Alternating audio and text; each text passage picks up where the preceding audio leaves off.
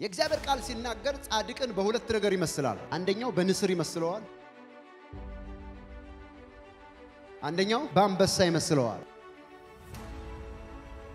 የንስርን ባህሪ በጣም ብዙ በሳይንስ ስታጠኑ ወይም የተጠናውን ስትሰሙ በጣም ብዙ የሚያስገርሙ አናኗራቸው ያስገርማል፣ እይታቸው ያስገርማል። ሰው እዚህ ጋር ማያዩን እነሱ ማይልስ ርቀት ወደ ላይ ወጥተው ከዛ ያያሉ። እችም በመታከል ጠጠር አይል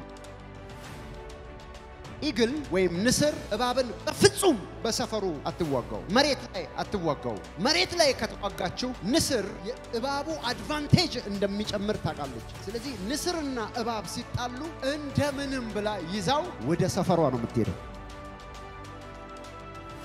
ምንም አትታገለው፣ ዝም ብላ ይዛው ነው የምትሄደው። ንስር እባቡን የምታሸንፈው ሰማይ ሰፈሯ ይዛ ሄዳ ነው እንጂ ታች ሰፈሩ ወርዳ አይደለም። በከፍታችሁ መኖር ከቻላችሁ ጠላቶቻችሁ ያንሱባችኋል። ወርዳችሁ መኖር ከጀመራችሁ ጠላቶቻችሁ ይገስፉባችኋል። ምናልባት ችግር ሊሆን ይችላል፣ ምናልባት መከራ ሊሆን ይችላል፣ ምናልባት ድህነት ሊሆን ይችላል። አላውቅም የናንተ ችግር አሁን ከበደኝ ያላችሁት ከዚህኛው ቀን ወደሚቀጥለው ቀን ያሻገራችሁት ከዚህኛው ቀን ወደዛኛው ሳምንት ያሻገራችሁበት ምክንያት ለጉዳዩ የሰጣችሁት ግምት ነው። በመንፈስ ዓለም ባለ እይታና እሳት የሚፈታ ነው። ስለዚህ ጉዳዮችን እዚህ ይዘህ አታልቅስ፣ እዚህ ይዘህ አትጩህ። ወደ ላይ ወዳለህበት እግዚአብሔር ወደ ሰጠ ሰማይ